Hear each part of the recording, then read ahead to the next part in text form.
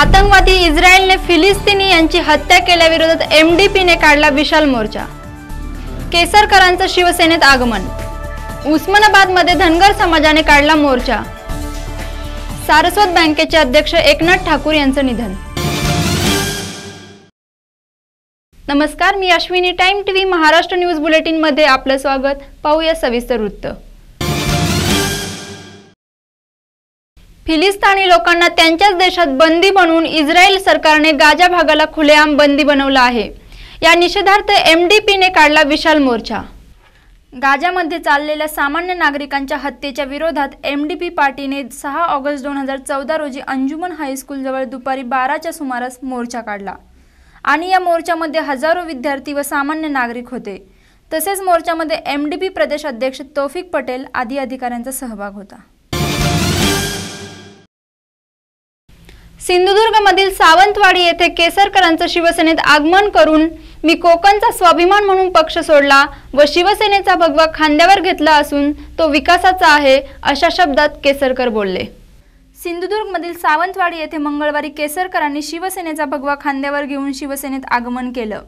त्याचबरोबर मी कोकणचा स्वाभिमान म्हणून पक्ष सोडला तर राणेंनी मुलासाठी राजीनाम्याचे नाटक केले, अशा प्रकारचे शब्द वापरून उद्योगमंत्री नारायण राणेंवर टीका केली। तसेच जिल्ह्याचा विकास हा केंद्रबिंदू ठेवून काम करणार व माझ्याबरोबर आलेले कार्यकर्ते हे केसरकर समर्थक नसणार तर शिवसैनिक असणार। जसं दुधात साखर टाकल्यावर वितळते त्याप्रमाणे आपण एकजुटीने कार्य करूया, असंही ते बोलले। त्याचबरोबर सिंधुदुर्गातील राष्ट्रवादी नारायण राणे फोडत असताना मंत्री नेते आले नाहीत, त्यांच्यासमोर मीच तोंड देत होतो। या जिल्ह्यातील लोक लोण्याहून मऊ तर वज्राहून कठोर आहेत, अन्याय झाल्यावर ते योग्य निर्णय घेतात, असंही ते बोलले। तसेच यावेळी या कार्यक्रमाला शिवसेना नेते सुभाष देसाई, खासदार विनायक राऊत आदी मान्यवर मंडळी व्यासपीठावर उपस्थित होती। कसं आहे की त्यांची इच्छा होती की मी भाजपमध्ये यावं। कुठल्याही पक्षाला वाटतं की एखादा चांगला मनुष्य आपल्या पक्षामध्ये यावा आणि याच्यासाठी साहेब पर्रिकर साहेब जे गोव्याचे मुख्यमंत्री आहेत ते माझ्याबरोबर साहेब बोलत होते आणि मी गेल्यानंतर त्यांना एकच वाक्य सांगितलं की राणेंना तुम्ही एकदम लहान समजू नका, की ज्यावेळेला एखादा मनुष्य त्याचा राजकीय पराभव होत असतो त्यावेळेला तो आपली सगळी ताकद एकवत असतो आणि त्यावेळेला जर तुम्हाला खऱ्या अर्थाने जनतेला न्याय द्यायचा असेल तर भाजप आणि शिवसेनेने एक दिलाने ही लढाई लढवायला लागेल आणि सिंधुदुर्ग जिल्ह्याला मुक्ती द्यायला लागेल। आणि साहेब ते गोव्याचे मुख्यमंत्री एवढे चांगले आहेत, त्यांनी मला ताबडतोब सांगितलं की तू बोलतोस ते बरोबर आहे, मी माझ्या जिल्ह्यातल्या सगळ्या कार्यकर्त्यांना बोलवून घेईन, त्यांची समजूत काढणे माझी जबाबदारी आहे। हिंदू बांधवांनो बघण्यासाठी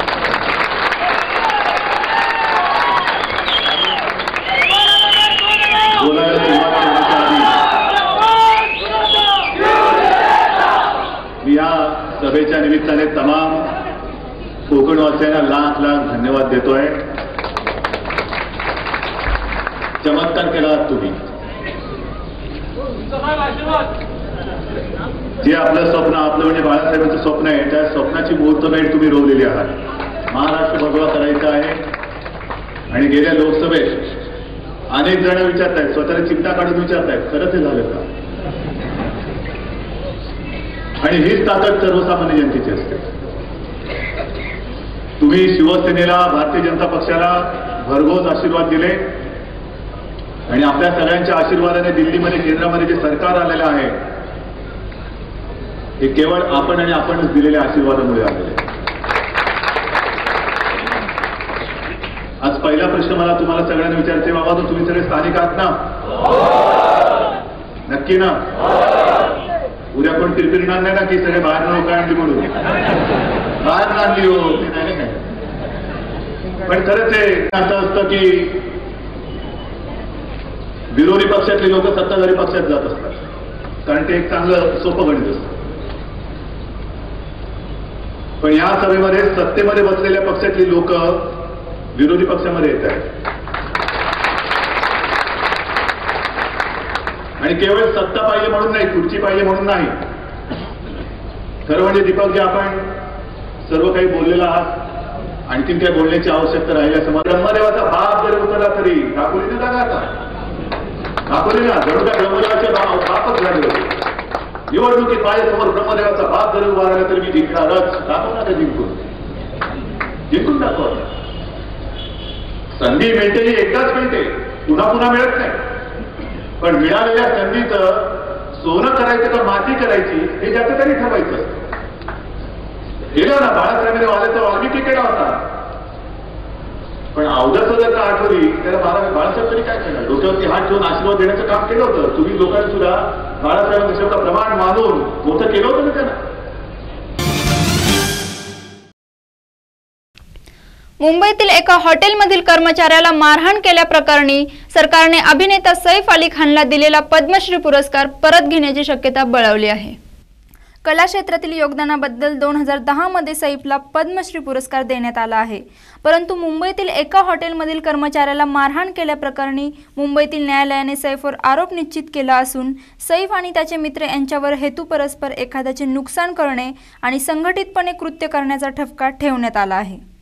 त्यामुळे सैफला देण्यात आलेला सन्मान काढून घेतला जावा अशी मागणी RTI कार्यकर्ते SC अग्रवाल यांनी केंद्रीय गृहमंत्रालयाकडे केली होती.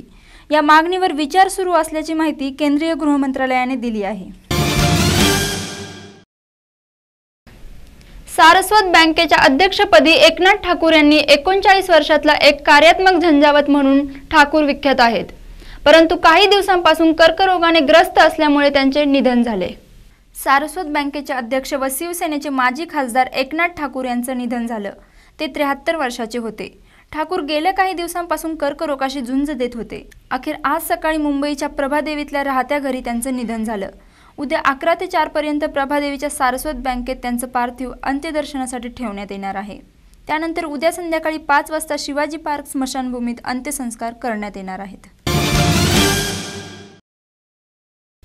निर्माता व दिग्दर्शक राम गोपाल वर्मा यांच्यावर मुंबईच्या ओशिवारा पोलीस ठाण्यात फसवणुकीचा गुन्हा दाखल केला असून त्यांच्यावर पैसे परत न करण्याचा आरोप आहे.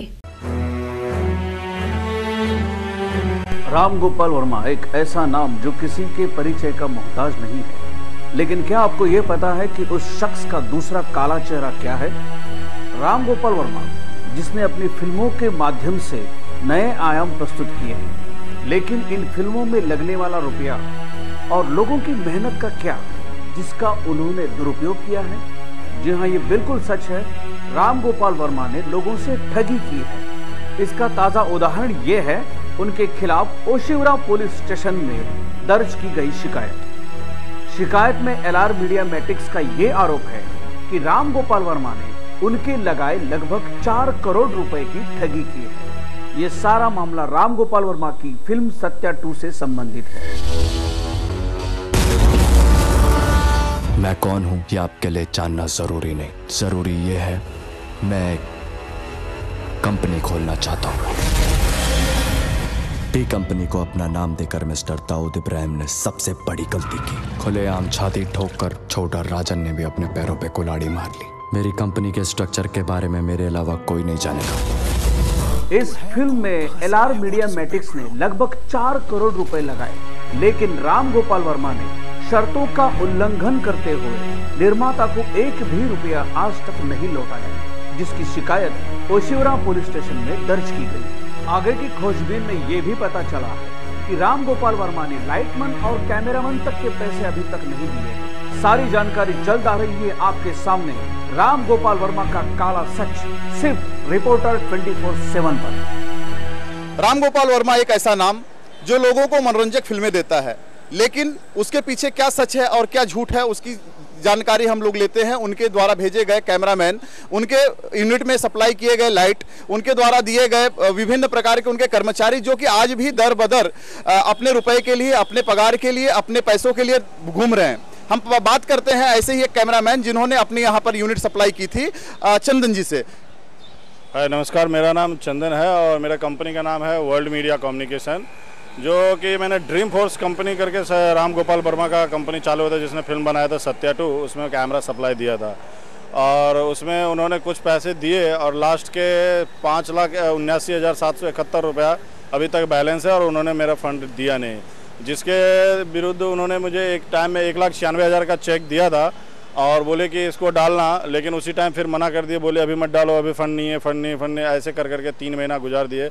जब उसका 90 डेज पूरा होने वाला था तो मैंने उनकी कंपनी CEO जो संदीप गंगाटकर, उनसे बात किया था कि क्या करो, मैं इस चेक को बाउंस कराऊँ क्या. तो उन्होंने बोले कि नहीं, आप एक काम करो, आप कल आ जाओ और मैं आपको 2 लाख रुपये हार्ड कैश देता हूँ. फिर जब मैं उसके ऑफिस गया तो उस दिन मिले नहीं, जो चेक का टाइम था वो फॉल्स हो गया। उसके दूसरे दिन बोले कि अभी फंड नहीं है, फंड आएगा तो पिक्चर रिलीज होता है तब देता हूँ। पिक्चर रिलीज भी हो गया, पिक्चर का पैसा भी आ गया। उन्होंने पिक्चर को सैटेलाइट भी भेज दिया। पहले सैटेलाइट के लिए बोले थे कि सैटेलाइट आएगा तब पैसा दूंगा, आज तक वो पैसा नहीं आया। हम लोग दर बदर ठोकर खाते हैं। पहले संदीप एक्सेप्ट करते थे कि हाँ पैसा मिलेगा, अब वो बोलते हैं कि मैं कंपनी से रिजाइन दे दिया हूँ।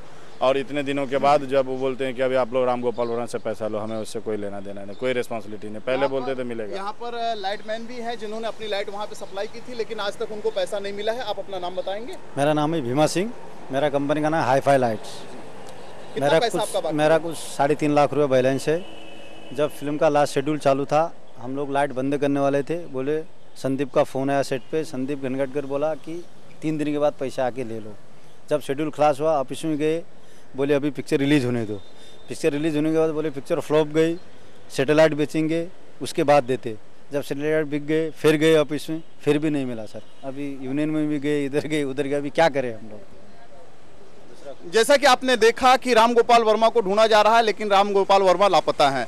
अब इनके पैसे कौन दिलाएगा, राम गोपाल वर्मा या संदीप गोंगाटकर या यहाँ की लोकल पुलिस? अब ये प्रश्न बहुत बड़ा है, क्योंकि इनकी आजीविका जो है वो रुकी हुई है। इनके जो कर्मचारी हैं इनसे रोज तगादा कर रहे हैं। कैमरामैन प्रकाश साचेला के साथ Om Prakash Mishra, time TV, Mumbai.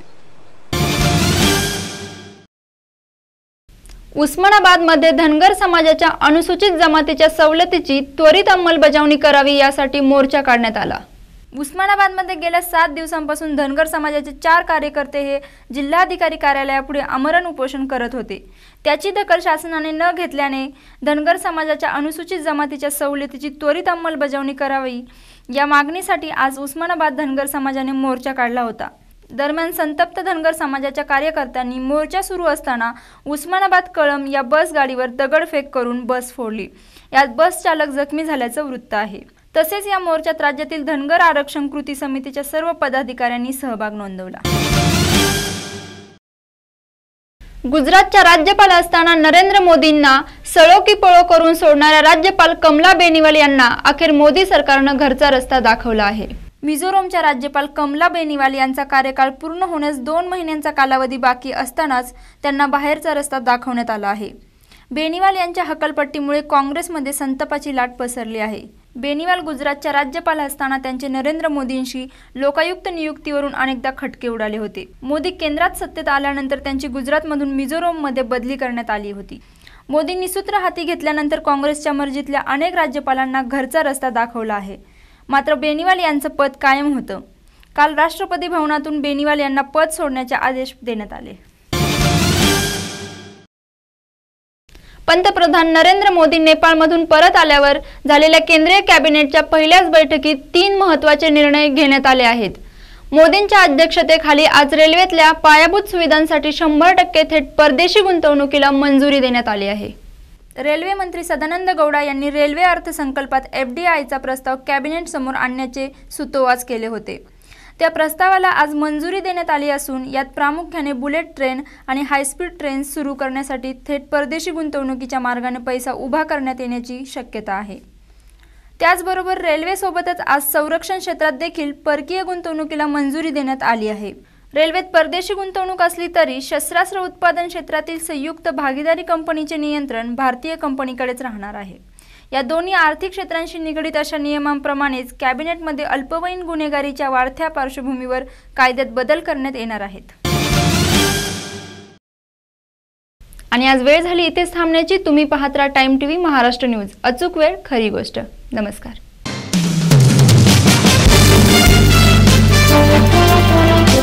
Thank you.